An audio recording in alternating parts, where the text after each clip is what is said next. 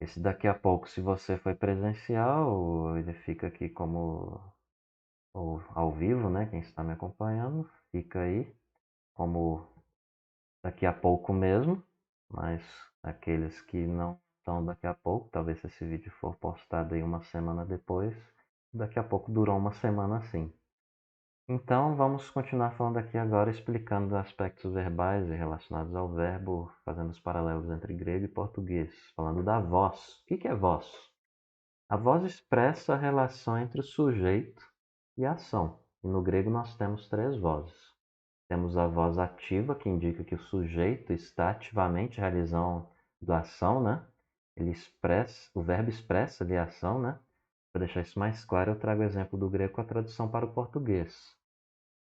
No caso aí é o luo, que significa eu lavo, eu lavo, né? Eu estou aqui, ó, sendo o ativo.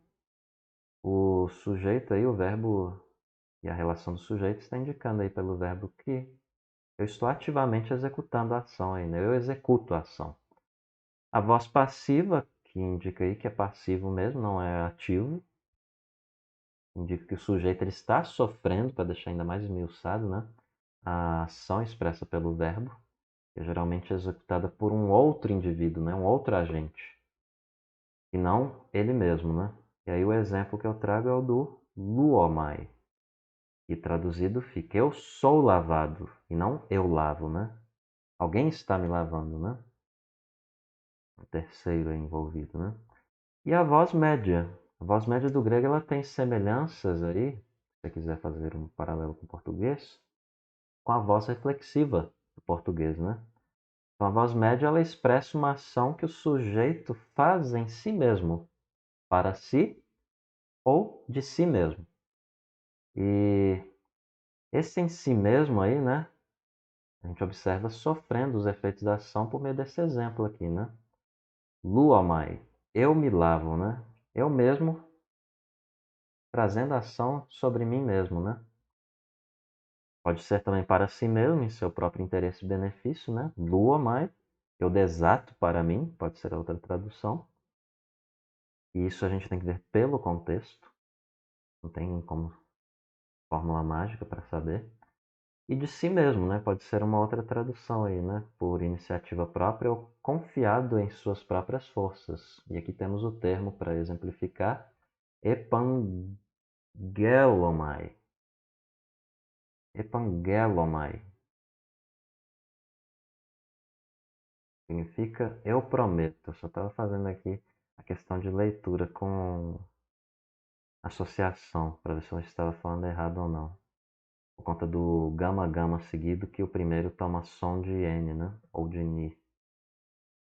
Agora falando de pessoa e número. Como acontece no português, os verbos no grego eles têm terminações que vão indicar aí a pessoa e o número do sujeito que executa a ação. Então aqui, ó, no caso do português, só para exemplificar, o termo ou verbo canto indica o quê? Que sou eu, primeira pessoa do singular, o eu, né? E canta. Lembra lá, primeira, segunda, terceira pessoa. Primeira pessoa do singular, eu. Segunda pessoa do singular, tu. E primeira pessoa do singular, eu, tu, ele, né? E no caso do plural, primeira e até terceira, nós, vós e eles ou elas, né? Então indica aí o que sou eu, e no caso do cantas, indica que és tu, a segunda pessoa do singular que cantas, e no caso do cantamos, a terminação amos, em negrito e sublinhado, indica que somos nós que cantamos. No caso do grego, né? Mesmo que o Mas antes de falar desses exemplos aqui, permita-me dizer que mesmo que o sujeito ele esteja implícito na terminação verbal, é possível que se queira destacá-lo e enfatizado. E aí, nesses casos, é acrescentado o pronome pessoal, né? Que aí a gente fala aqui do exemplo, né? A gente tem aqui um caso sem o pronome, né?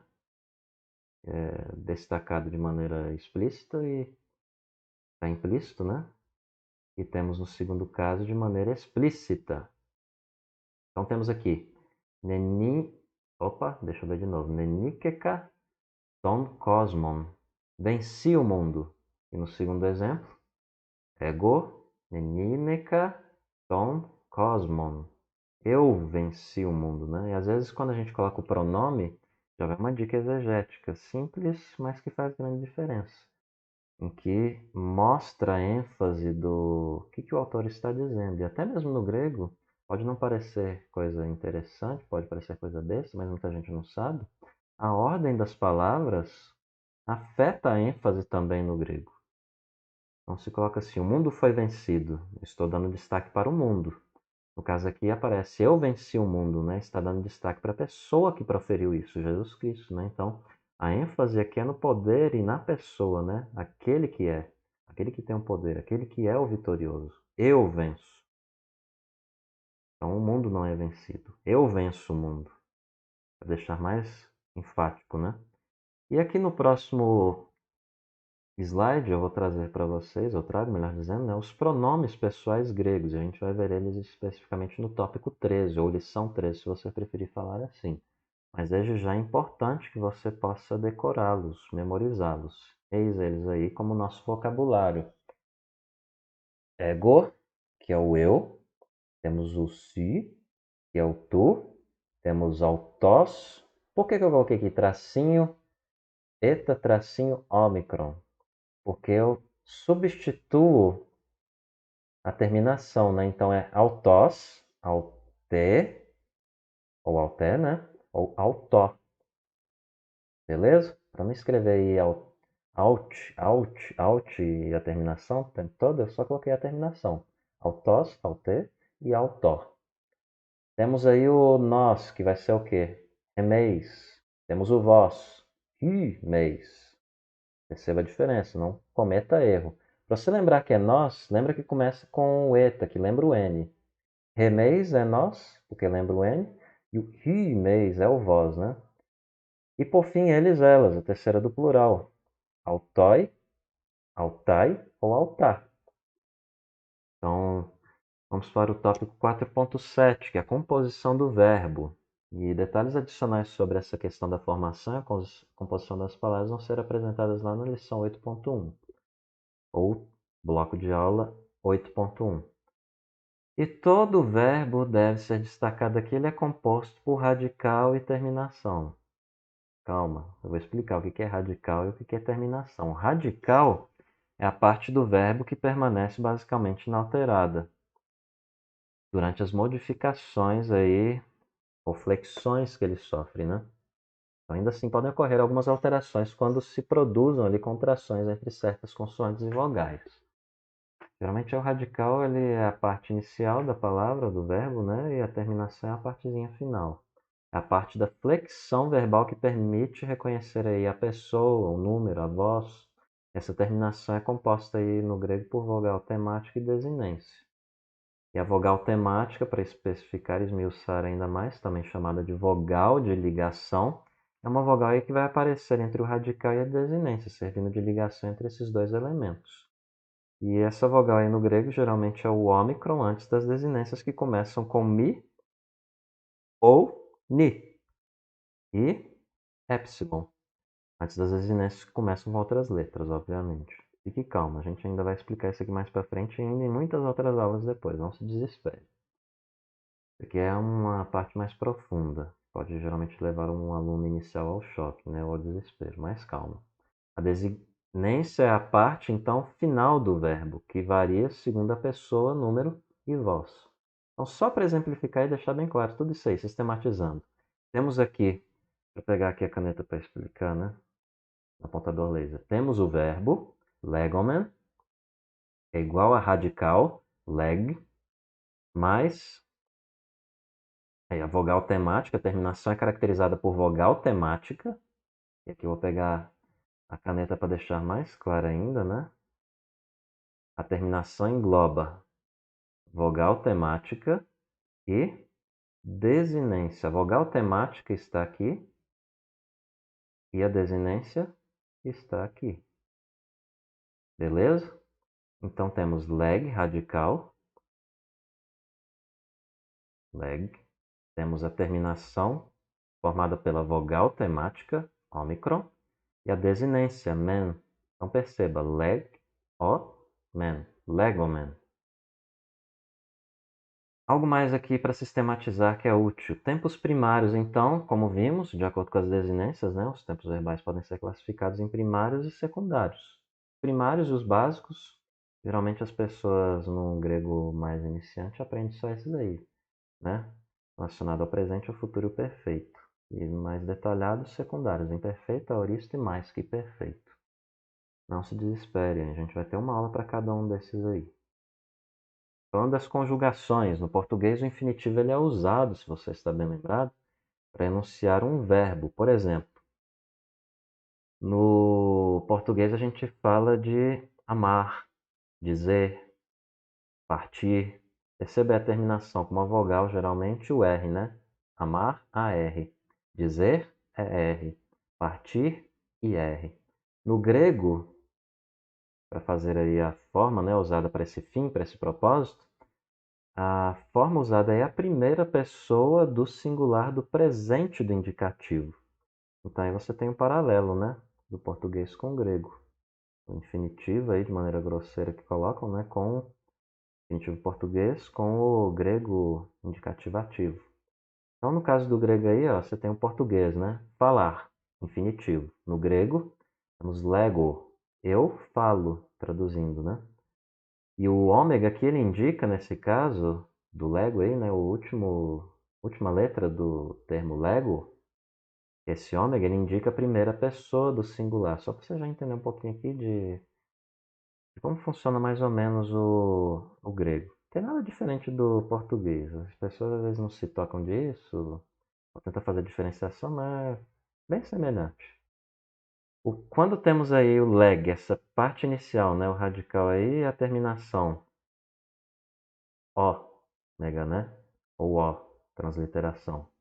Esse ó ou ômega, ele significa primeira pessoa do singular. Por isso, eu falo.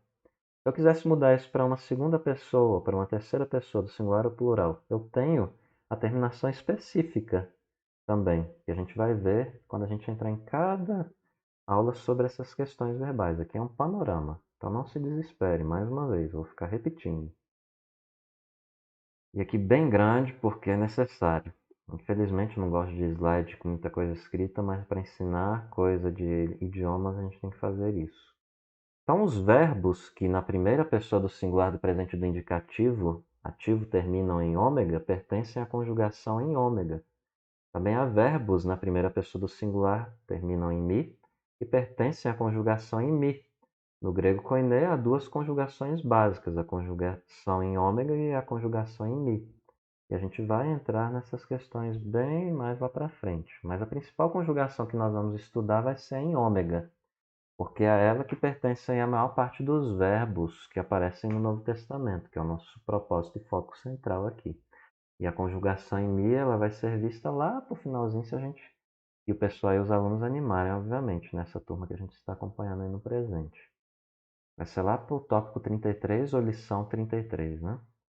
Além disso, existem verbos que, mesmo com significado de voz ativa, só aparecem escritos em formas da voz média ou passiva. E a gente vai ver isso aí na lição de número 15, tópico 5, 15, 5, né?